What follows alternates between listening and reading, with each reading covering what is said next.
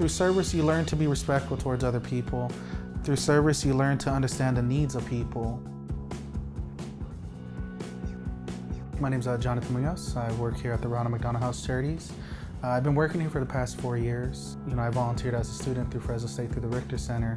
It really only took one. It was Community Service 101 and so forth. But honestly, even though I didn't take a lot of classes, I still found myself volunteering a lot, getting involved in service learning opportunities. The Richter Center. I volunteered with a few student clubs I was a part of and so forth.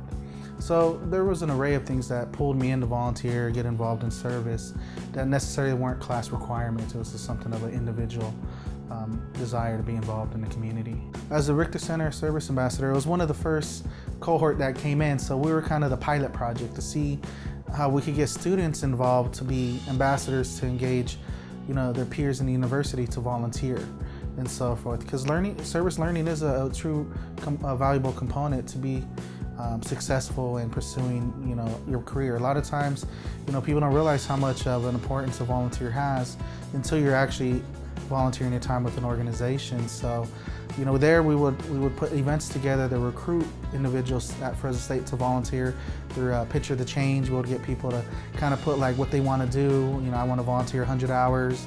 I want to go to the SPCA and walk the dogs and whatnot at the organization. It's just showing the involvement. It was a whole ripple effect getting involved in this, because then it rippled towards people I knew and then people that are still friends today, through that service opportunity.